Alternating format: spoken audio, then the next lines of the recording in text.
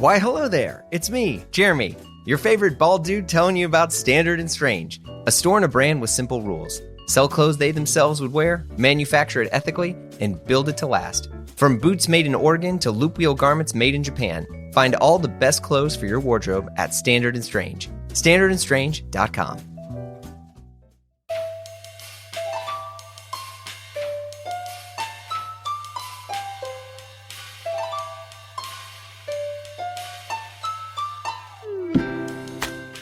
Hey folks, it's Jeremy Kirkland. You're listening to Blammo.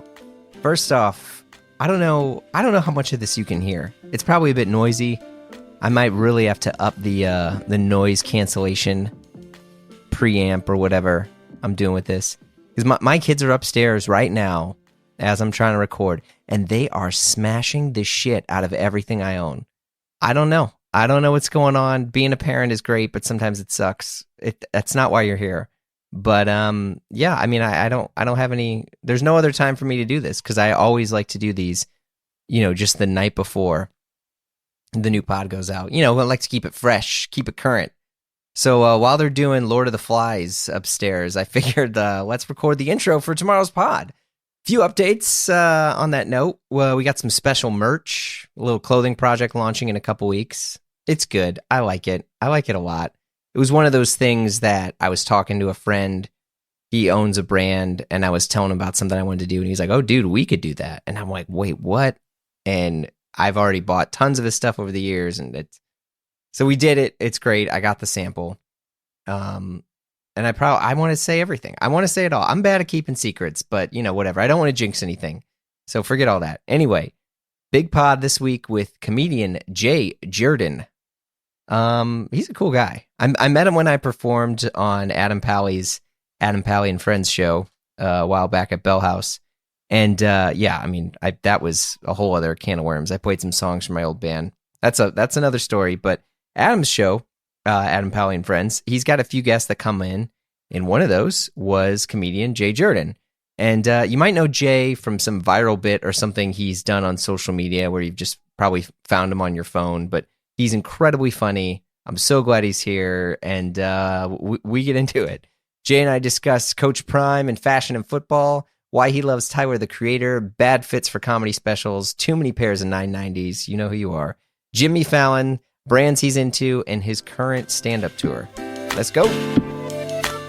You're a football fan, right? I'm like an okay football fan. I like football because as a queer person, you get to like obsess about things. And one cool thing about sports is that there are tons of categories. I always say there are like different types of like queer people, and you kind of figure out what your niche queer thing is going to be. Like, are you like an animal queer person? Oh, I had no idea about this. A music queer person? Okay. Are you like a comics queer? Are you like this specific area of sports? Like the subsect of sports gays, especially now, like millennial sports gays, is because we all went to like a big state school. We went to university where you went to Ole Miss. I went to Ole Miss and I went to Alabama. So oh my God. Football was something that like you were steeped in, but then also around 7th grade, in my growing up, around 7th grade, every boy just started to watch SportsCenter. You just knew you had to watch SportsCenter before you came to school so people could have something to talk about. You'd watch other TV shows and stuff, but my friends Eric and Evan and Christian and Ford. Are you still friends with them? I'm still close with like 2 of those people. Oh. But I still remember being like, oh, we have to watch sport. Like it was extra homework. It was extra homework watching SportsCenter to talk about sports. And because like it was before everyone had like their own podcast. So like what you were doing essentially was like a little mini pod about the sports highlights that you just saw that morning. Right. You're like, oh, here's my Ken Griffey take. Right? Yeah. With me, I was a big NBA guy before I was a big NFL guy. But right now I think that Travis Kelce, because he's on a good enough team, because he plays tight end over the past couple of years. And this is sort of like fashion. This is actually close. This is related to fashion. All right. So tight ends have become sexier, have become leaner, have become faster, have become more popular over the past 20 years. Like you go back from like someone like Tony Gonzalez all the way up to a Travis Kelce. And you look at it and you go, why? And it's because now they've just become bigger receivers. So it's kind of the same way that like NFL players wanted to get cooler and sexier and become fashion icons. You have people like Odell Beckham Jr. You have like fashion girls, like people truly being like, oh yeah, I'm a football player and I have to wear a helmet all the time. But the minute this helmet comes off, you're going to know who I am. Right. And so Travis Kelce kind of occupied that spot. He has a podcast too, actually. Yeah. He has a podcast with his brother. He was like kind of fashion forward. He was dating like a really cool girl. And he was also like popular for that. Like he dresses kind of cool. He has like this like mix of like white boy swag and like still kind of like down home appeal that like people really enjoy. So like as tight ends got sexier, you can see it reflected through like NFL clothing choices too. Oh damn. Yeah, I know the big stuff that everyone else were talking about was with Deion Sanders as a coach now, and he's like breaking all these, I'm air quoting that word, like all these like uniform things of how he dresses and how he speaks to players. Yes. And his son's the freaking quarterback. Like, yes. Like all this stuff that people are like, oh, I mean, it's like the NFL, which in my head I feel like is the more rebellious thing, but obviously not, given the fact of like whether or not you stand for a national anthem or whatever. But and there's like a combination of like it is like a bit of like old school Deion coming back, but as a coach. So he's still like, people call him Coach Prime, like like for prime time Deion. Like, so he's made things cooler. He's made things blacker. He's made Colorado like the new school that like every black celebrity wants to go and like support, the same way that like Georgetown was kind of like this, the basketball team, Georgetown, the Hoyas, and then like Miami was kind of like the that for a little bit. Cool pipe smoking. Every now and then you have like every now and then you have like a team that like black celebrities, like hip hop, and now like influencers, just everyone's kind of like, okay, like this is our unofficial team now. And when that happens, it happens in an instant, and you really can't decide how. But when you have like a really cool coach, when you have like two really cool dynamic players, one of whom happens to be the coach's son, who like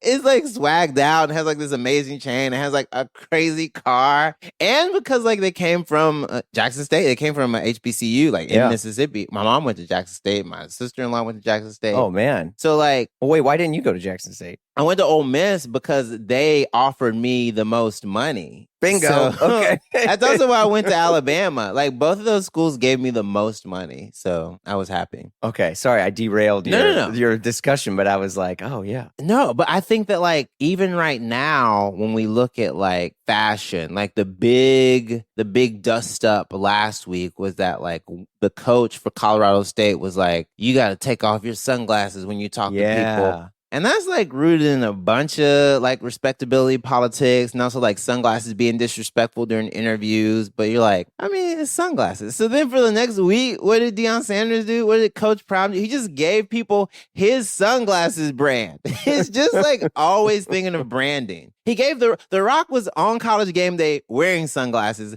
Deion Sanders gave him a different pair of sunglasses to wear, and he took them off and put them on. And just, it's like this cool factor that like once you can establish it, like you got it. You like have it. I feel like that's the weirdest thing, because like things like football, baseball is like the best case example right now, where so many rules. Yeah, well, there's so many rules, and also it's, in a way, it's dying. Like baseball doesn't have any superstars. Like Ken Griffey is not there. Like there's you don't have Bo Jackson. You don't have any sort of like cool athlete that transcends the sports and attracts youth. And because of baseball and all these kind of like, I know they shortened the game, which is cool. So they made the game quicker. But like the sport itself does not have the ascension of this, quote, great American pastime. They're trying to do it again. I think there are 3 players. There's one for the Marlins. There's one for the Angels. And then, of course, like Aaron Judge, if we're talking about Yankee players who can kind of like transcend and like make people pay attention to baseball again. Because what happens is, it happened kind of with like Bryce in the center. It happens. But he wasn't doing anything outside of the sport. That's the thing. Because like they'll get the SI cover. They'll like be an insane athlete. They'll get the big contract. Yeah. And then they just won't turn it. There's just not. You know what? None of them wanted to fuck Taylor Swift. That's the thing you got to do. MLB. Find someone to have sex with a pop diva. You have to start hooking up with pop stars. That's actually really good advice. Well, also, I think that NFL and NBA players, like, they kind of are usually in the mix, both in the good and the bad. Like, they're both like at the parties when they're supposed to be and at the parties when they're not supposed to be. So that's part of it. And I think Major League Baseball kind of keeps a tighter rein on those boys. And like, even like the Yankees, the rules. Isn't it like no facial hair? No facial hair. Yeah, that's dumb. You can grow a mustache. You can't grow stubble or a beard. If you want to have facial hair, it needs to be respectable, like a respectable mustache. The haircuts, like, it's the rules that are established, some of which are unwritten, some are just club rules, but that's like tied to what you were talking about, how you're like, oh, this is kind of old. Yeah. I mean, it's like, especially none of these guys are fashion dudes. No. Like, I'm trying to think, when was the last time? I mean, I guess GQ wrote about Ohtani, because he's just a behemoth, but he's injured right now, which is kind of a bummer. But like, what are the other athletes that people want to dress up and be like? There's no Bo Nose. Well, because soccer took that spot. Like, Americans can only think about 3 sports at a time. Yeah, touche. Well, now it's F1. Are you a racing dude? No, but I know who, like, here's how big it is. I know who Lewis Hamilton is. Okay. Like, I know about his watch collection. Like, I know that people think he's very handsome. I also know that people love figuring out what he's going to do, like, fashion-wise. So, like, I know it. And because anything that's, like, cool and European and sleek, like, any fashion-forward guy in America is like, I'm going to get on top of this before other people do. Yeah. Before other people do, I'm going to make sure. Who are the people you watch when you're like, oh, I saw this person, this thing, and it's going to change how I dress? Ooh. I'm trying to think. Okay, a lot of the inspiration currently definitely comes from Tyler, the Creator. Like, right now, I'm wearing Luxol loafers with socks, with slacks, with like a fun sort of, I guess, is this velvet? Like, shirt. Yeah. Like a brushed suede. So, like, whenever Tyler started to like make things high prep, nerdy, and street all at the same time, you're like, okay, I'm going to try to figure out what this looks like. Even I wore a sweater vest on when I did Corden, and I remember that year I saw someone wearing a sweater vest, and I was like, okay, hell yeah. And Tyler is like the sweater vest king right now. Yeah, he loves it with a t-shirt, without a t-shirt, dress shirt, just under something. So Tyler, the Creator, definitely gives me a lot of inspiration. I also love a return to kind of like the stuff I was in love with in high school. So, and we could say this candidly, I was a big J. Crew guy because I was like a big Kanye West guy and a big prep guy because I went to school in 2004 to 2007. Okay. I was in high school, 2003, 2006. So that was like the height of like Kanye basically flipping a lot of prep stuff on its head. Yeah, wearing all the polo stuff, polo all bears, the polos. backpack. But he was like, yeah, and he never went crazy Jersey Shore, like 3 or 4 polos at the same time. But he went like polo bear. He went like pastels. Kanye was wearing pink. Cameron was wearing pink too. Like, I'm a big Dipset guy, so like Cam was wearing pink. Cam was wearing pink in a way that like Kanye wasn't wearing pink though. But I remember like I'd see, like, I specifically remember my first cable knit Ralph Lauren sweater, like baby blue with like a yellow horse, and it was like a silk cotton blend. And I remember being like, I'm gonna hurt him with this. I was like, listen, I was like, the school, I was like, y'all aren't even ready. We like, this is me and my friends. This is me and Eric and Evan. So we were obsessed with sports, but also obsessed with Kanye West, and then with the Diplomats, and then obsessed with fashion. So we would like, at one point, do you remember when the Donald J. Pleiners were like huge? Oh yeah. I reluctantly spent some of my hard-earned money on a pair of those shoes. Nice. Right, in high school. It was like Donald J. Pleiner, like Stacey Adams. Yeah. I'm trying to think some of these other like. But like, oh my God, I just wanted so badly to be like kind of like, and it worked. I got nominated for Best Dress. Didn't win. What did I win? I won Wittiest. I won Class Favorite. Never got Best Dressed. Well, here you are now. I think you've won quite a bit. I don't know. It's still, I still remember being like, so who won? So who did win? So it's funny because you mentioned high school. Like, I feel like for so many people, no matter what happens in their success or in their life, like high school is still how they view themselves when they look in the mirror. Like for me, dead serious. I dropped my daughter off at school, and I didn't have the best high school experience, which is why I moved here. And a woman that I knew in high school she was like Mrs. Popular, like Miss Popular, the coolest woman ever, and she was there, and I was like, oh my god, at school, yeah, she's there, and her daughter is in my daughter's like kindergarten group, and it floored me, and I was like scared to talk to her because in my head, all I thought about was, at my high school we had 3 different levels of lunch tables. Okay, the top level was the freaks and the geeks, which was me, and the emo kids, where we were drawing on our Converse, and like then the middle level was the cool kids. Okay.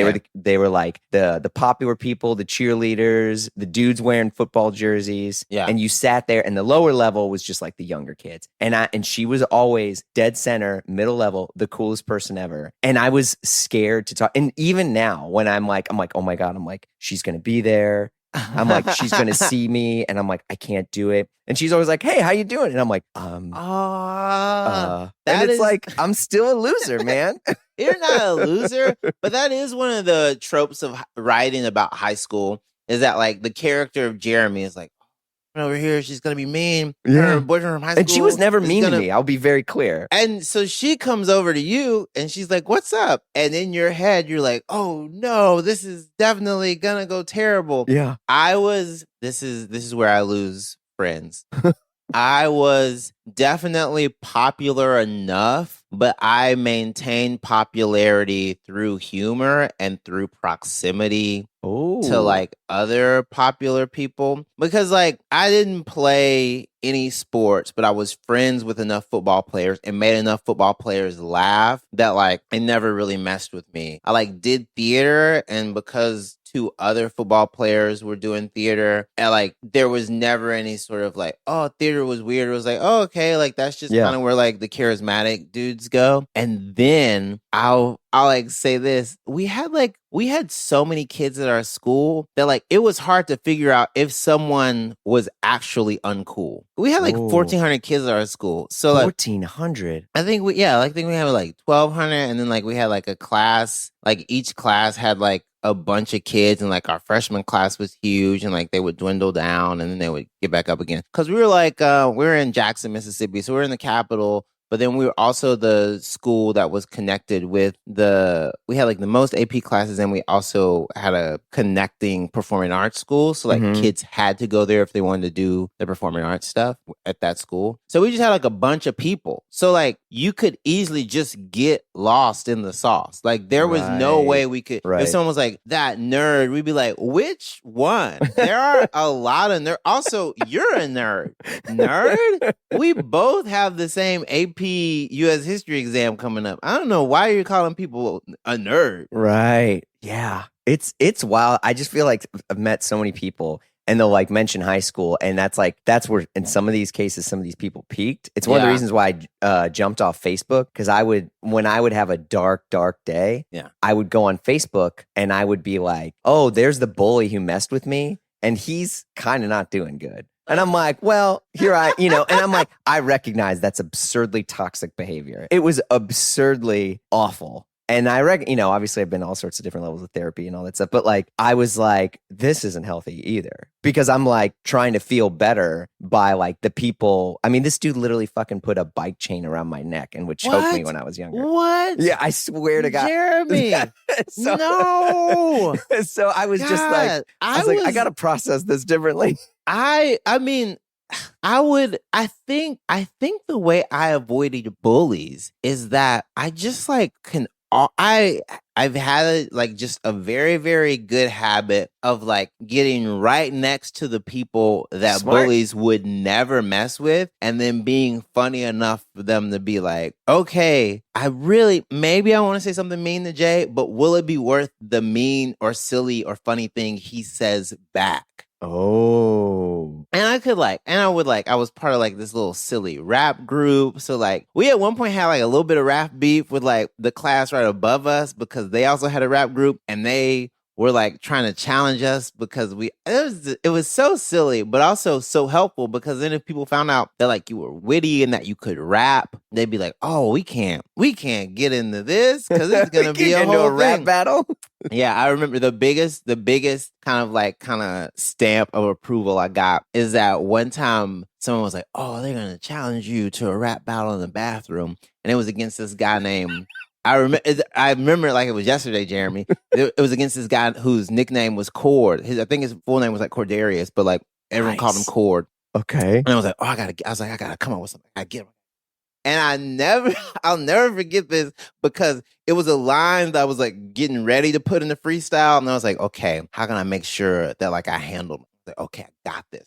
And so what I said is I was like, Flo's the Incredible Hulk because it's stronger than you. Your girl called me extension cord because I'm longer than you. And like everyone in the bathroom was like, eviscerated. Oh shit. Jay can rap. And I was like, yeah. And so that like bought me so much, like not only like street cred, but also like popularity. Cause even Cord was like, okay, that's a very good one. When the person you're battling is like, who is this? What? So I just remember that moment. And then like, I was also friends with like a bunch of kids who didn't care about popular stuff. So like I always had like a refuge in them too. Mm-hmm, so like I kind of like did the Glee thing before Glee was even a thing where I was like hang out with the athletes, hang out with like the non-athlete popular kids, and then hang out with the theater people, and then, you know, just kind of figure out what I want to do that day. So you got kind of too big for high school and then your school because you obviously end up here. I mean, we're not trying to trace every single life path you took, but like, I mean, you kept ascending. Yeah, I remembered that people in high school really enjoyed my comedy and like me doing comedic things. And I remember just being like, oh, okay, this is something that like I can focus on. But when you're younger and you're doing any sort of acting thing, there's this impetus, especially if you're a Black male actor, for people to be like, be serious. Because what they kind of tell you is that, being you need funny, to be Denzel. 100%. Right. They think there's a natural inclination for you to be funny and for you to be kind of like loquacious and be like kind of a person that just warms up a room.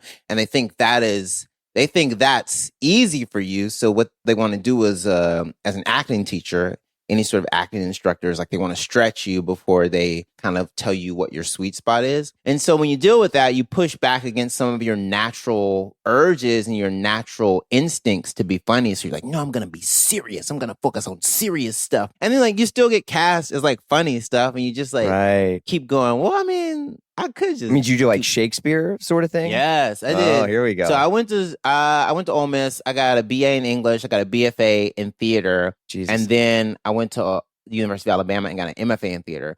So I have 3 degrees, and 2 of them, there was a lot of emphasis on like Shakespeare. Not just like Shakespeare, like kind of nebulous Shakespeare, but like performing Shakespeare, scansion work. So like actually looking at the meter in Shakespeare, Shakespearean like literary like studies. So basically looking at the types of plays, looking at the tropes established, looking at like something as obvious, I guess, now that we don't know how to talk about it, but like the difference between like the urban and the pastoral, like basically Shakespeare's version of Country Mouse, City Mouse. Like whenever a comedy happens and it goes into the woods and they have to return to society at the end, like that's one big part of his work. I think that like doing all that Shakespeare stuff also made me be like, okay, well, I just like modern comedy and I like stand up a lot. But your timing is incredible. Thank you. It's from acting. I always look at stand up like as an acting job. I mean, because that's a difference. I feel like I know people who are very good writers and they're very funny, but I've heard them deliver their own material and you're like, ooh, you like aren't listening to silence and the timing of your cadence Yeah. and your candor and your ability to quickly respond to like basically like reset the whole room. And I feel like that's like one of the most like overlooked, underappreciated art forms in like comedy. And it's funny because when I first saw your stuff, you know, and obviously you did the show at Pally when you and I Pally did his show too, and it's like just your timing on like how quick you could let a room breathe. Yeah. I was like, oh, like not only is the material good from a writing standpoint, but your ability to deliver that material is far better than any writer can write for you. And I'm like, Yeah. God, this guy's it's over. It's over. Well, it's tailored for me because I wrote it, and I always think about my set basically as a script, and then my job as an actor / comic / live performer is to enliven that script every time as if I'm just as happy the first time that I said it. So it's still part of like the acting definition of like reacting truthfully under imaginary circumstances, because these are a set of words, thoughts, actions, movements, and connections and phrases that I've said before and that I've done before, but actually making sure that I'm fully embodying them like they're new. That's the trick. And some people's version of that is kind of being extremely casual with the material and kind of like throwing it away or kind of like treating it as if it's being like birthed that moment. I kind of take a much more like, I guess like 70s, 80s approach to it. Like I love selling your knives. I love really being like, this is going to be a good thought and we're going to have fun and you're going to enjoy this moment and also enjoy this moment. And you can turn things from direct address into an aside, back into a direct address. So I treat it like acting because to have to say it that much, I have to act happy and I have to act intentional about it. Is the confidence that you have then, where does that come from? Is it from what you're wearing? Is it from your mindset? Like it's from these very funny thoughts that I get to share with people, or it's the confidence also comes from like me having been on stage since I was 12. So I'm never uncomfortable on stage. Even if there's moments of discomfort that are like kind of established between me and someone else, I'm hyper aware that this discomfort is going to make the audience laugh because of the way that I handle it. Audiences only get uncomfortable if they think no one is in control. If an audience has like a bit of like secret knowledge, basically dramatic irony, if an audience knows something that I don't know, or if an audience knows something they think I don't know, even though I probably do know it as an actor or as a stand-up comedian, they go, ooh, we have information that they don't have. We're going to laugh at this kind of tension getting built up. Yeah. So like audiences are very fun, not only to like interact with, but to experience. And as a comic, I love it. I know it's not 100% a dialogue when it actually comes to like words, but it is a dialogue and very dynamic when it comes to energy exchange and interplay and like kind of playing on what they think they know and playing on what people expect. And part of the confidence of being really on stage and like kind of like very much in my comedy bag comes from having done it for so long. I really have been on stage since I was like 11 in front of strangers. I was that weird kid who was like, my mom was like, I'll come to every performance. So I was like, just come to the one you want to come to, because there are lots of other people who are gonna be there, and like I want them to have a good time. And I never was scared. I always was like, oh, what a cool opportunity. How, like this, I would ask this to anyone, but I'm just so concerned. Like, how are you not scared or thrown off? Because I was in a band and it took me a long time to warm up to the fact that what happened it was happening. You're out of control. And when I've seen you on stage too, I'm like, well, he's just in control. And like in some comedians embrace the lack of control. And then what ends up happening is there's this empathetic relationship that's formed. Yeah. And when you watch someone bomb, you're like, ooh, I kind of feel sorry for him, but they seem to take it in stride. I'm okay. Yeah. When you're up there, you're destroying the room and people are just like cheering for you. And it's like, well, how do you do that? Like in a sense where you're also, because you're not an arrogant person. No, I'm confident. I think my confidence, it really was built up by my mom. My my mom was a special ed teacher for 30 years, but my mom also always kind of like let me know that it was okay to speak up. It was okay to like say something if I wanted to. She never really stifled that impulse. And she talks about this all the time. Sometimes it came back to like surprise her. When I was 4, she put me in a pre-K program, and my dad would drop me off. And the first 2 days, I let my dad like hold my hand, like walk me up to the door. And then like, I want to say like that second week, I was like, you can just drop me off here. I'm gonna walk in by myself. My dad was like, I'm not gonna have you're not walking in by yourself. I was like, no, but like I want to walk into the school by myself. And so that confidence was established pretty early. And then I think around 6th grade, so that's when I started taking theater courses. I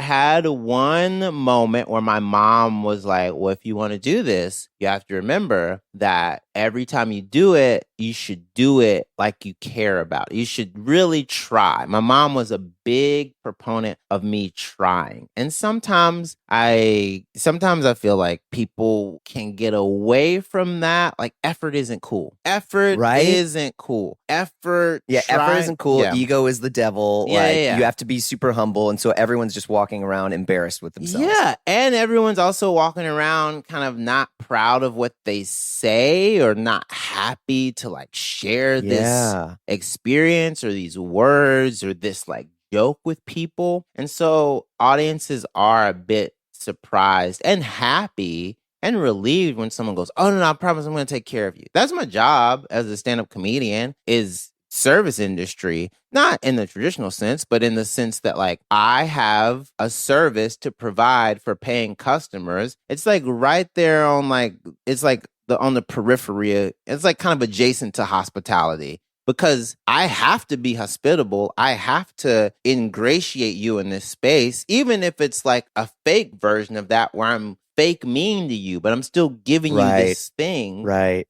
And like my only job is to make that audience enjoy that limited amount of time with me. And that can be done through providing truth, through providing like kind of like fun lies. It can happen through me kind of like holding up a mirror. But my only job as a stand-up comedian, in my opinion, is to get them to laugh. Now, you can have your rules about what you feel comfortable doing to make people laugh, what you feel comfortable saying to make people laugh. But your only job is to get a plurality of those people to be able to laugh at the same time repeatedly, and then do that nightly throughout the country, which is an insane concept. It's absurd. I mean, it's absurdly difficult. I mean, obviously, and because your demographic and you're the people that are in your audience, you don't necessarily have control over 90% of the time, right? Ever. And do you even loop wheel, bro?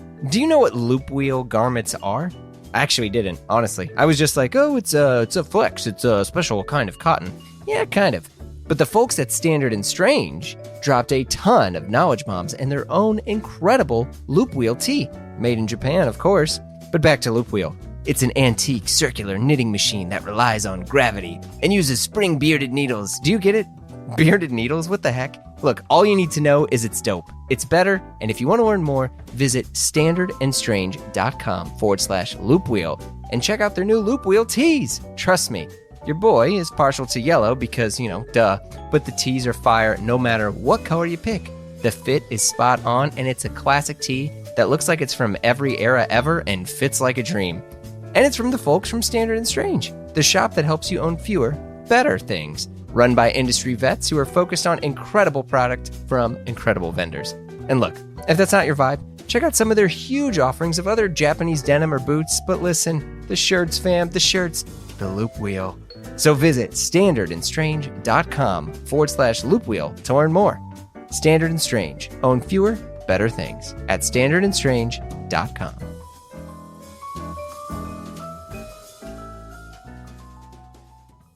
you have people who know for a fact going into it that they want to be obstinate. There is nothing harder and more, and I guess Jesse talks about the book, and more magical also than saying, hey, people / person, I'm going to make you laugh. And they go, no, you're not. And you go, no, I promise I'm going to make you laugh. And they go, I'm here to laugh, but how dare you make that assumption? Yeah. And then usually you can crack people. I had a guy last night at the downstairs.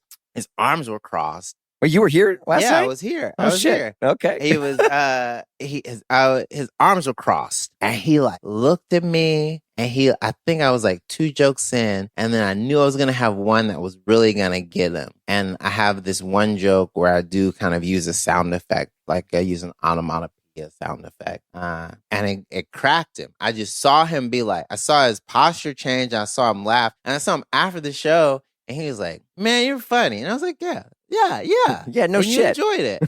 Yeah. So one time after the show, someone said, "Man, you did a really great job." And I was like, "Yeah, I like to think that was fun." Just because now we're kind of in a world where like, I don't know if people enjoy intentional humor as much. Like even like now, we're doing a podcast, Jeremy. Yep. And some people's version of funny is a podcast where like there's discomfort between us. Yeah. And that version of humor is purely kind of like scopophilic. Like we aren't enjoying it as much as the people who watch it will enjoy it. Yeah. So it's for a very specific medium. But like my comedy, the way I do my stand-up, it's to being like, I'm enjoying it. You can tell I'm enjoying it, and you can also tell that the audience is enjoying it. And I don't really like to have an extra step. Well, yeah, and I think too the stuff that you've discussed is very thought-provoking, and I think only comedians, I don't believe there's any other artist in history that can cause someone to re-examine something that they were very stubborn on and and recognize that not only is there a different opinion on that, but because I think a lot of comedy is obviously rooted in truth. Yeah. Right. And I'm not trying to get all philosophical, but like, you've made jokes about, things that are happening in the political system and abortion and all these things. And they're great. And they're and you're like, oh yeah, wait, what he said is true. And that is like, how do I feel about that? And I feel like that's the highest art form of comedy is you're entertained, right? Yeah. But I can be entertained by anything, and I don't say that to belittle comedy. Banana peel, stepping on a rake. Yeah, like, exactly. Yeah. But when something is entertaining, but also thought-provoking post the event, you're like, damn, that's good comedy. I like that. And it's part of like growing up in the South and having very kind of like not Southern sensibilities, but discussing religion, race, money, queerness in any sort of way. Whereas that you can get a chuckle out of people. You can also give a wink and a nudge, letting people know what side of the argument you're on, and get people who might be on the other side to also laugh. It's like a combination of 3 different things when you're marginalized, because you're aware that the powers that be could easily go, that's not funny, I feel a different way. And what you want them to do is go, okay, you got me. I'm not listening. I'm not gonna vote for him, but you got me. Yeah, you got me to giggle a little bit. Yeah, I did a show in Royal Oak, like right outside of Detroit, and it was kind of like at the height of Kid Rock being like oddly transphobic. And I made a joke. I was like, Kid Rock hates trans women but loves big hard fake titties.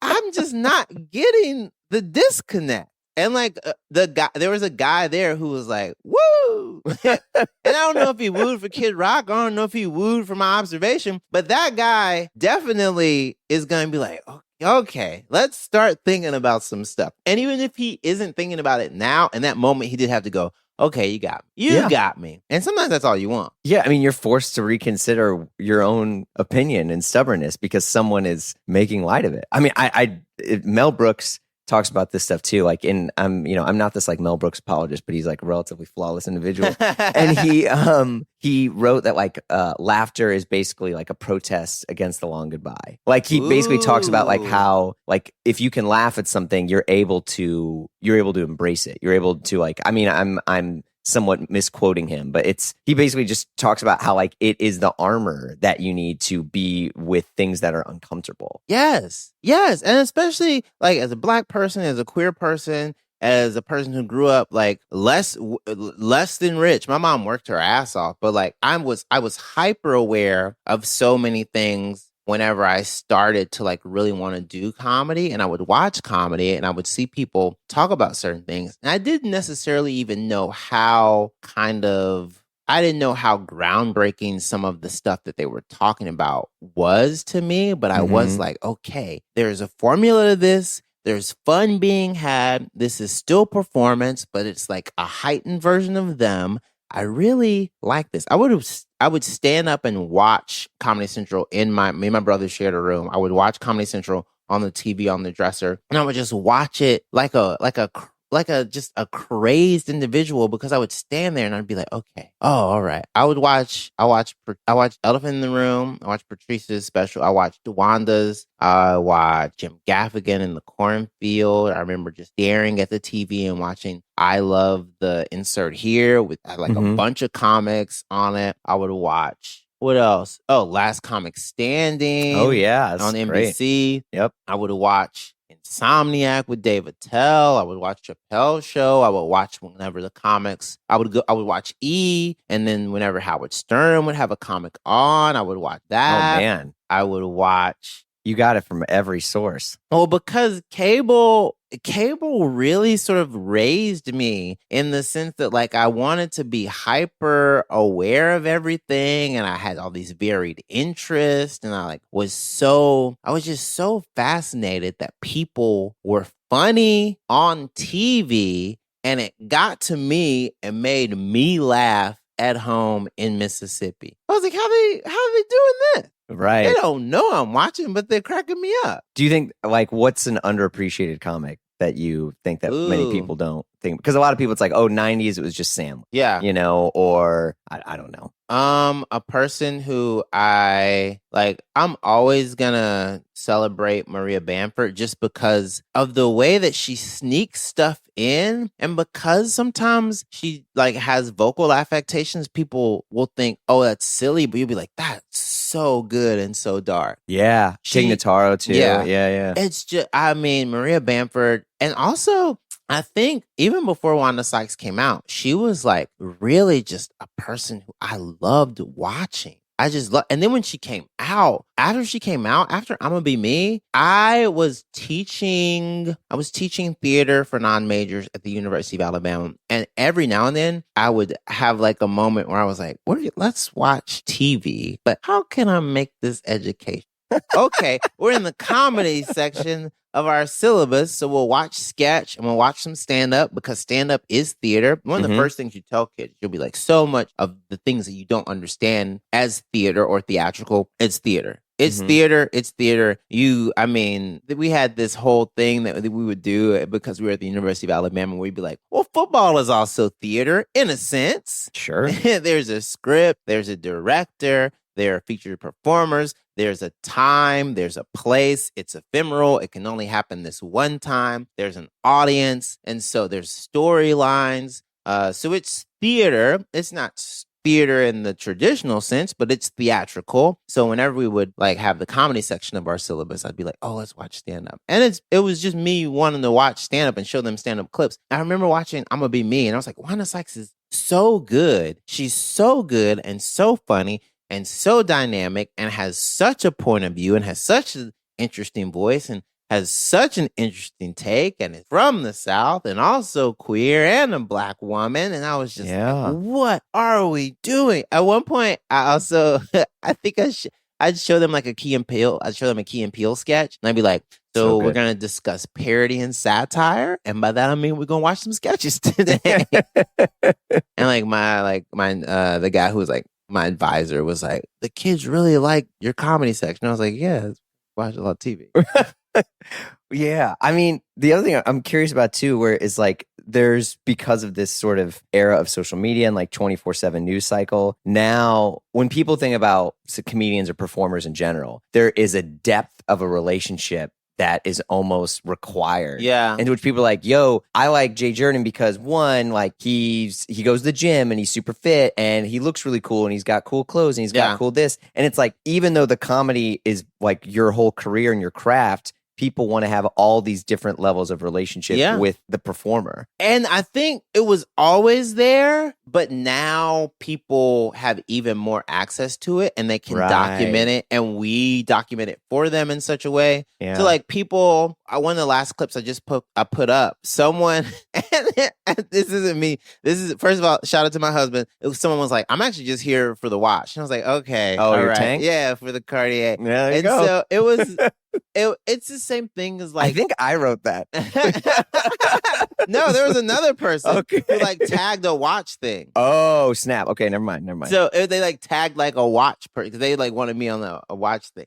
And so I remember not necessarily wanting to be like fashion forward in my comedy clips, but like getting excited about people kind of being like, oh, this is what Jay's like kind of into right now. Yeah. Like fashion wise. So like that is part of it for me. Like I love kind of presenting like me through my clothes, so then people are either surprised or they go, oh, that's what I expected.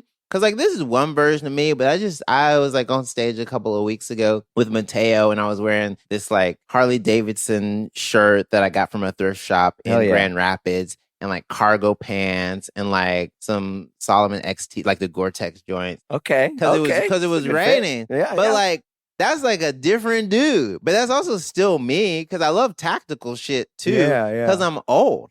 Jeremy, I don't think enough people know this about me. If you say it's Gore-Tex, Cordura, or like Ripstop, and I don't have it, I'm always like, do I need waterproof stuff? Do I need? It's gonna rain. It's gonna. This is how I know I have a problem. I have those, and then I also have some Gore-Tex New Balances 2002 Rs, and then I have like the gray ones. I have the gray ones with the blue in, and then I have like the Amelie Endure Mount Rainier. There's a Gore-Tex that also have a pair. I also have a pair of boots that Hunter little kind of booties. Oh, nice. I just like get so, I hate being wet. I hate my feet being wet. If your feet have ever been wet in New York City, you understand true pain. You have been through hell because there was a flood 2 years ago. You remember? Yeah. I do remember that. I wasn't here, but I remember people were like, their brownstones and all this stuff. It's just like walking around and it's like Katrina up here. I mean, it was nuts. It was insane. You will never catch me slipping now. Yeah. You just won't. It's gonna. So you're Gore-Texed out now. Yeah, but I mean, like, also, I think that, like, I know that, like, people have other ways to waterproof things, and, like, you can have something waxed and, like, act. But that's water resistant. See? I only say it because, like, true waterproof, is like a breathable fabric, first off. But, like, anyone that's wearing a Barber, I mean, I have a Barber in my closet in here, and it doesn't breathe. Because it just is like, let's just coat you in non-breathable wax. Yeah. That's then going to like shed and erode, and it's going to smell like an awkward crayon. And it's just like, you don't want that. You need a good shell. You need like 3-layer, and you need DWR repellent on your stuff. I have, and this is the jacket that gets, when you're around comics, also, if you take a fashion swing, they're going to let you know about it. So I have like a Studerheim or a Studenheim, like yellow raincoat. Yeah, that's like the Norwegian raincoat. My husband got it for me because he's such a good gift giver, but he also knows like I love a raincoat. I had like a K-Way before. Okay. That was like a gray knee-length joint. And so like I finally got like the big, iconic, like Swedish raincoat. You're walking around like Paddington, man. All 100%. 100%. Gordon's Fisherman, Paddington Bear, little Morton Salt Girl. I've heard it all. Like they said, and guess what? I like it. I love it. I love that big, loud yellow jacket. But it don't breathe. No. It does not. You're steaming in that. You're getting a sweaty back, man. Cooked. It's rough. Yeah, it's rough. Wait, do you have a bunch of other shells too? Oh, got some Arc'teryx. You got some. No, I haven't got into any of the Arc stuff. I want an Arc'teryx. I don't want to be a poser though. I'm not full. I haven't gone full Gorp core. Okay. Cause then people are gonna be like, "But Jay ain't outside enough." Cause I'm not. I'm not outside enough. None of the people who are wearing that stuff are outside enough. But they seem like they're outside. That's just because where the pictures they take are. I'm not on any mountains. I'm never on a mountain. They're like, I went to the Catskills one day and I spent $2,000 on gear. I'm never on any mountain. So whenever I see like people fully decked out in like, full like climate proof gear, I'm always like, ooh, I wish I could. Like my big outdoor thing is like now I have enough jackets that I'm not worried. Part of being stylish when you're a male comic is just like, and this is a secret, anyone who wants to look like a cool male comedian, a lot of nice enough t-shirts, even more jackets. That's it. That's all it is. T-shirts and jackets. People will be like, oh man, he can't be stopped. Just t-shirt and jackets. That's true. Just switch out the t-shirt, jackets, maybe like a work shirt. That's it. That's all you gotta do. We're in this like overshirt sort of chore jacket. Yeah, like the chore coat, the mid-weight jacket. Yes. The knits, all that. Yeah, no, you're absolutely right. Because if you buy enough like heavy duty tees and you just rotate those and have fun color combos, people are gonna be like, "Oh wow!" And it's like a tiny elevation. It's not even something that people think to do because they go, "Oh, and I gotta get more and more graphic tees." And you're like, "Well, if you just get a bunch of plain shirts and like have them on rotation and then switch the jackets out, you're kind of like, touche." Yeah, people won't even know. Do you ever perform in suits? I don't think because even when you were on Corden or Fallon. No. So my first Fallon appearance, when I first did the Tonight Show, I went Ted Baker's sweater and a purple Ted Baker blazer. And I remember being like, I probably won't do a blazer again. And so this past time, I still went like military jacket and turtleneck. So studios are always cold. Yeah. So it's not whatever you're going to, when I did Corden sleeveless, that was a mistake. They're cold. Studios are always cold. So that's why people can get away with wearing suits sometimes. Right. Okay. Yeah, and I feel like there was also host is wearing a suit all the time. Yeah, there was also this like sort of the traditional sort of like performer guy out there, and it's like I got to wear a suit, I never wore a suit. I think that like after 2020, you can actually see it happen. People really started to take bigger swings with their late night set outfits. Because my friends that wore suits their first time, none of them wore suits their second time. Oh, interesting. Broussard didn't wear a suit his second time. I want to say like my boy Rob Hayes didn't wear a suit his second time. People like really... The postmortem was they no wore the suit for mom. You wear the suit for the first one. So the parents and the significant other have cute pictures of you in a suit, and you go, let's get crazy on the second one. Let's act up a little bit. Yeah, it's true. What are the brands that you're like buying and collecting now? Once J. Crew. I love Todd Snyder. I'm a big like find something that Uniqlo and like pair it with things. So like I'll do like a high and low. I started getting into Noah. Of course, I have like some ALD stuff, but then I'm also like a classic. Like if you give me money right now and you tell me to go into like a polo store, I can definitely find stuff. Yeah, I could definitely find like, and people are like, how? I'm like, no, I could definitely. I'm a millennial who grew up in the South. I can find some shit in polo. Like Ralph Lauren, I can find some things. Yeah, that's like a brand that I feel like it just can't miss. I mean, I love Ralph Lauren stuff, but there's always something there. And I mean, it's just because of all those like little world buildings. It's like, do I want to look like a cowboy? Do I want to look like I'm in a British club? Yes. Yes. And like people don't understand that like all of the styling and all of the kind of like lookbooks that you get now are rooted in an aesthetic that was established in the 90s by those polo kind of like iconic like styling and images. Like not like world building, really. Yeah. So I mean, that's the ALD hot take is always. I don't take credit for this. A friend of mine said it, but he was like, "It's white people appropriating black people that were appropriating like white polo." Oh yeah. Like kind of being in the ski chalet, but like your goggles are like cocked to the side a little bit. Yeah, like, that's what it is. Yeah, Jason Jules is awesome author. He wrote this book called Black Ivy, and you realize Tyler the Creator was a huge fan of it, Yeah. and I mean it's just all about how like Black people in general just like really like push the Ivy thing beyond a level that anyone could. Oh, and you know why it is? The minute you tell us we can't have something, we buy it, and then we go, "I got that shit on." What you gonna do now? I got that shit. You told me I couldn't wear it. What are you gonna do? Huh? Yeah. It's like Miles Davis in a blue Oxford and chinos did far more than like, I don't know, any other white dude ever. I mean, I don't know. It's just the effortless cool. And I love it.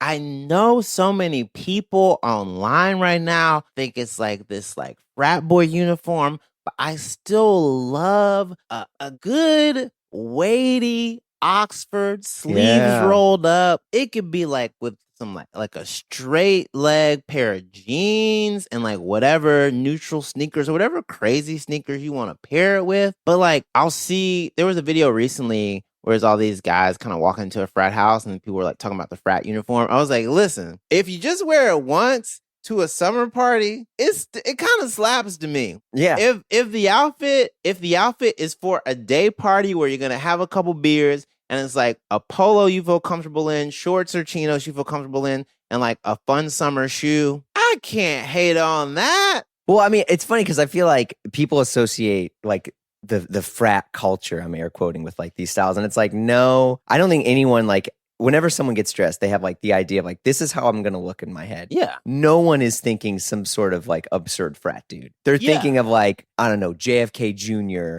Or some sort of, like aesthetic that might have different, roots in some of that stuff. But no one's like, I want to look like a frat guy. Like it just doesn't exist. And I think that like even the boys who want to look like frat guys, they want to look like their friends more so than they want to look silly. Yeah.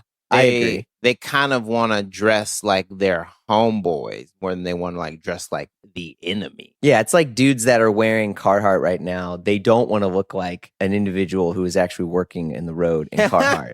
They want to look like Austin Butler wearing Carhartt. Yeah. Or they want to look cool enough, but like not do anything. Because some of this is also accessibility and comfort level with what men feel like they're allowed to wear, the kind of limited scope of like what men feel like they still look cool and masculine in. Because like that is part of it. It's also a bit of like the prison of masculinity. It's like, well, I don't know if I can. I don't know. One of my friends, can I pull this off? Question. Yeah. One of my friends is very, very gregarious on stage, very animated, very confident, and he literally was having like lemma. I was like, you don't want to go tank top, camp collar shirt, and like fun, kind of slightly bigger pants? Like, I was like, you're very Italian. All this stuff is like very much in your lane. Yeah, it sounds great. You can definitely pull it off. He was like, I don't know. And that was a genuine fear. He was like, I look silly. I don't know if I can do this. It's like, you look great in it. You're like, what did you wear in high school? I'm telling you, it's all going to go back. I was like, I'm wearing this right now. If I'm wearing this, you can wear this. I was like, you can go point by point, just different colors and different items. You can just recreate this. And he was like, can I? I was like, yes, I promise you can. So there's a bit of that fear, that hesitancy. Yeah, that's true. I mean, I feel like even, like last night I would met up with a friend and he's a like clothing designer and I had his jeans on and I'm like, man, is this the equivalent of wearing the band shirt to the concert? And I'm just like, should I change? And I'm like, well, maybe he won't notice. And I'm just like, this is so stupid. And I was like, I can't believe I'm like freaking. I was like, should I go back and change before I meet? I mean, it's dumb, but I feel like no matter what, no matter how confident people are, unless they're you, there's still something that's in their head that's like, maybe I can pull this off. Maybe someone's gonna call me out. I think you get a pass whenever you're queer. Whenever you're a queer man in some fashion circles, you do get you get a little bit of extra wiggle room where you get to go. And if you don't like it, you just don't get it. That's true. Okay, you don't get a couple months from now. You're gonna see, because my husband plays with like way bigger swings. So he plays with he was playing with crop tees well before anyone else was really doing it. He like loves pops of color. He like he bought me a pair of shoes that then I saw an article about, and people were like, "Oh, these are like gonna be." He bought me a pair of the Joe Fresh Goods 610s before like they like really popped off, and then I was like, great call. And he knows I love sneakers, but he also knows that like I'll get like stuck. I'll get so stuck. Oh, if it was up to me sometimes, they'd be like, "Oh, great, Jay, another pair of 990 V3s." Like I have too many. Have too many, Love the New Jeremy. Balance. I do not want to say I saw the V4s. Yeah, I'm sorry. I was like, yep, I have them. No. Teddy, I love Teddy. Teddy, I want you to know you have done physical damage to my bank account. You have hurt me, Teddy Santis, if you're listening to this. All right? Yeah, I was going to say, here you come in the next ALD lookbook. I would love it. But I mean, listen, as a comic, there's also this really cool thing you get to do where you kind of get to show people that comics can look cute, because there is the prevailing notion that we're a stained t-shirt, blue jeans, Nike Dunks only. Yeah. Yeah, there was a time where if you saw someone with a new pair of Dunks, you'd be like, "When's the special come out?" Did you wear those? Did you go Dunks? You went Dunks, varsity jacket, t-shirt? Okay. Yeah. And not for nothing, I get why. It's a very masculine Americana take on like, judge a my look. comedy, not my clothes, sort of thing. 100%. And so many people do it. They do Letterman jacket or they do bomber jacket, t-shirt, jeans, expensive shoes. I never really thought it. You're absolutely right. So Diego Lopez, who is a comic and an MMA instructor, and also a very fashion aware individual. Whenever he started being like, "If you put on that bomber jacket, I'm gonna call you out." When he started like showing how many people wore the bomber jacket jean shoes combo, because it is comfortable and I know why people do it, but like whenever you're a comic and you come out in some loafers, you come out in some boots, you come out in bigger pants, you come out in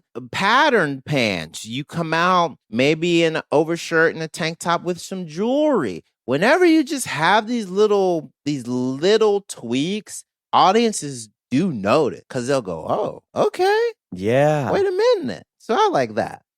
There's no part of that I dislike at all. Do you ever see yourself going full Chappelle and wearing like your initials? Wearing my merch? Wearing my own initials? Nah, I just can't do it. Yeah, I'll also probably never wear a green like parachuting outfit. Yeah. But the big thing about Chappelle right now, besides like some of the content, everyone online is like, ricked out. He's ricked out. It's all Rick Owens. He's ricked out. Yeah. He's ricked out. He's got the Geo baskets. He's got the double layer tee. I mean, woo. And I've never expected that from him, because that wasn't Yasin Bey and Talib Kweli and Common's aesthetic, and that's where he was during the Chappelle show. Right. Even with color scheme, like a lot of track jackets with jeans, with hats, or track jacket, kind of a dress shirt. Like I remember seeing this combination of things, and that's also where we were style-wise in hip-hop right then, especially for like kind of like very, very cool, but also very socially conscious and aware hip-hop. Questlove, like Black Thought, like he was there in that kind of style category. Right. And now he's like he's kind all of dressing Parisian ninja. He's dressing like a Playboy Cardi a little bit, which is fine, but like it is wild. Yeah, it is. Yeah, that's true. I mean, where he was, especially with like Talib and all those other dudes. I don't know. It was very, at the time, very LRG. Yeah. Very that. I love looking at it though, because as a Black person, whatever style like you see on the Black body, and I probably do need to read Black Ivy now, you see it so heightened because all of the standard, the form is to see that style on a white person, and you use that equation to go, okay, that's what that means. So you see someone in a rugby and you go, okay. But you see a Black guy in a rugby, you go, is this subversive rugby? But wait a second. Right. Big jeans, but wait a second.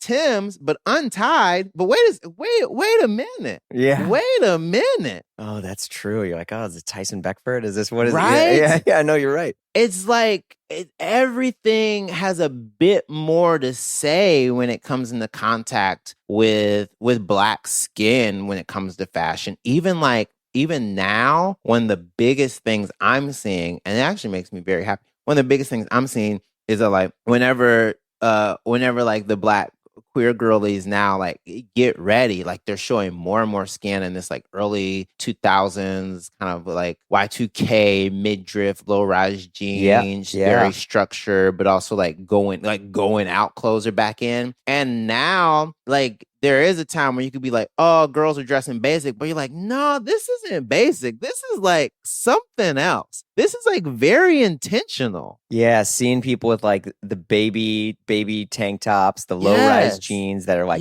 Now last night I saw a bunch of kids like in Dime Square wearing like flared legs and stuff, and I'm like, oh boy. And it's coming back.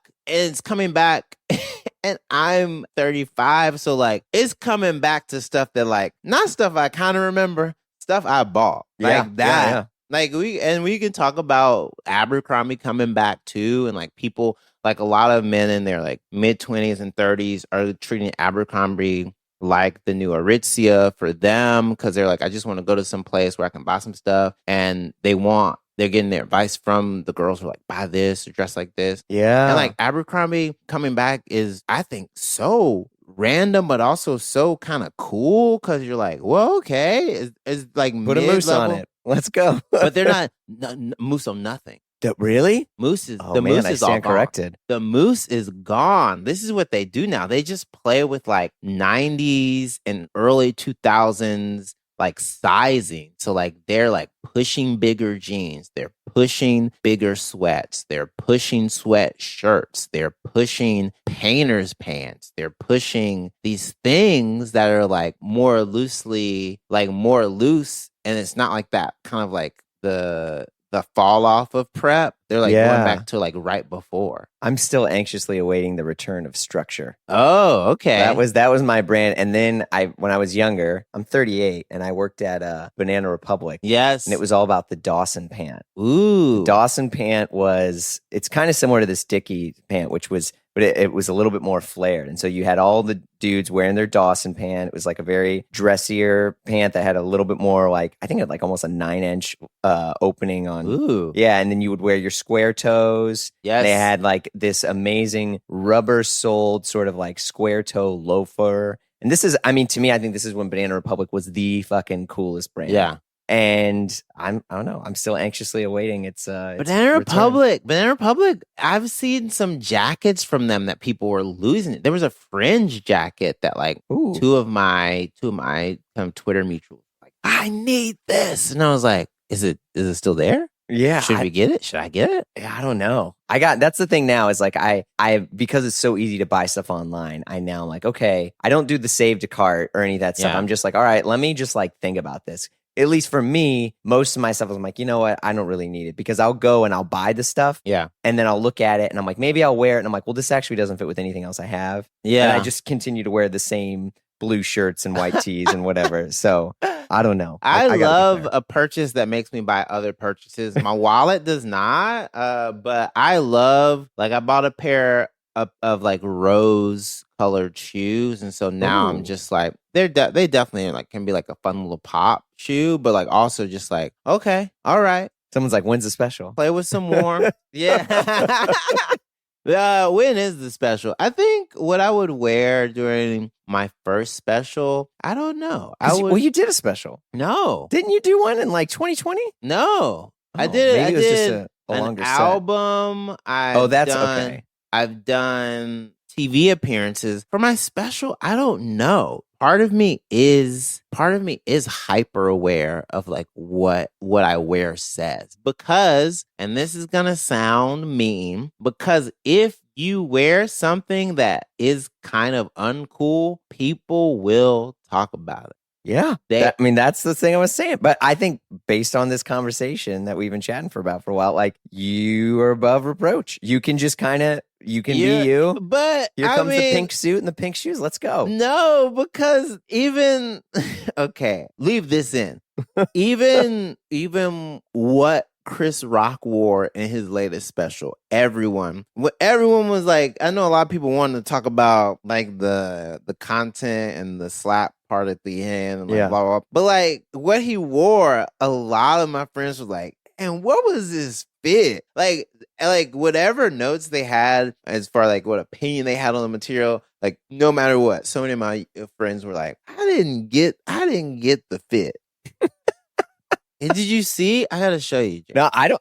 I mean, I did watch part of the special. I gotta see. Yeah. What is it? No, because like it was definitely a swing. I'm looking this up right now. Wait, is it this white thing? Yes. Oh yeah. What is this sort of white savior looking? Right? Yeah. Okay. Chris Rock's selective outrage. Yeah, but like the yeah, it's I don't know. I wouldn't say it's jarring, but it is. No, it's not expected. That's what I'm saying. You wear all white, and I think they're like docks that are kind of platformed and like a jean with some bunching. It's like the Fear of God 2015 look. Yeah, it's like it's definitely not noticeable. It's something that, because if it would have just been like Chris Rock in all black, he's done tons of specials in suits. Sure, you know what I mean.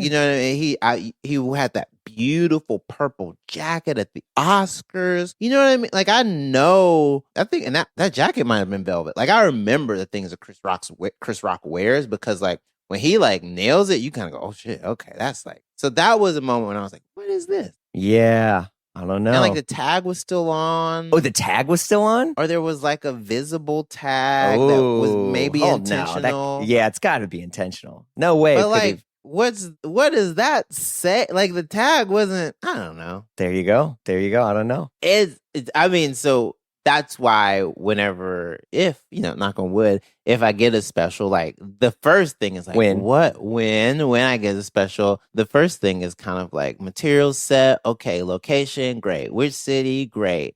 Now let's think about these clothes. Let's think about. Are you going to maybe do a wardrobe change halfway through? Ooh, what I would do if I wanted to show people different clothing is that there would have to be some sort of BTS just to see what I was like casually wearing. Like I also like really got into like thrifting a bit more, but thrifting now for me is that whenever I go on the road, I want to go to their thrift stuff. Yeah. So like thrifting on the road is now a fun little thing I get to do. Like I've done it for the past 2 shows. Like I've done it in Toronto and I've done it in Grand Rapids, and I'll probably do it again in Indianapolis. Like I love doing that because it also gives me one thing to do when I'm there. Yeah. Because I mean, you probably got a lot of time to kill. Yeah. When you get there. Yeah. But also, like, I found a crazy Ole Miss jacket in Grand Rapids. Like, in my opener, Lucia, she was like, "You kind of have to buy this." I was like, "Yeah." It's like a bike. It fit? Yes. Yeah. It's like I sent it. I'll show you because like we'll put it in the show notes. That never happens. Like, could you imagine like an old man? Like that's what the back looks like. That's good, right? That looks good. And you got the classic sort of coach's jacket. Yes. But you can't wear that on set though, because someone's gonna call you out. It's like, here he is. He's wearing the coach's jacket. He's wearing the, he's got the dunks. But also like that's the jacket you wear for like a fun show. You wear it when people ask about you being. You wear it so you can bring up the fact you went to Ole Miss. You go to tailgating. You go to tailgating. That only the old heads really would have that. The double Ole Miss. Yeah. Oh well, Jay, thank you so much for doing this. Oh, thank you for having me. This means a lot. Good. Well, it was my pleasure. Before we wrap, though, is there anything you want to add or mention that I didn't discuss, or like, oh, you didn't ask me this, or I wanted to plug this, or whatever? Ooh, I'm on tour right now. I mean, all my social media handles are just at Jurden. Yeah, we'll link it up. I think you do a good job of. I think you did a good job of asking me all this stuff. Well, thank you. Yeah. It was my pleasure. All right, we'll chat soon. See ya. All right, that's it for this week. Special thanks to Jay for coming on. Check out jjurden.com for his current and upcoming tour. Our show is produced by Blammo Media. We're edited by Amarlal, and our theme music by the mysterious Breakmaster Cylinder. If you like the show, tell a friend. It actually does help with weird, ranking algorithms, but whatever. Give us 5 stars on reviews. Do all the things you do when you like stuff. If you want more Blammo, you can join us on Patreon for exclusive shows, including Blammo Presents Die Workwear and the Triple J Show. There's a lot of good stuff on there. Last but not least, the amazing Slack community. All right, so you can visit at patreon.com/Blammo and check out all the good stuff. All right, folks, see you soon.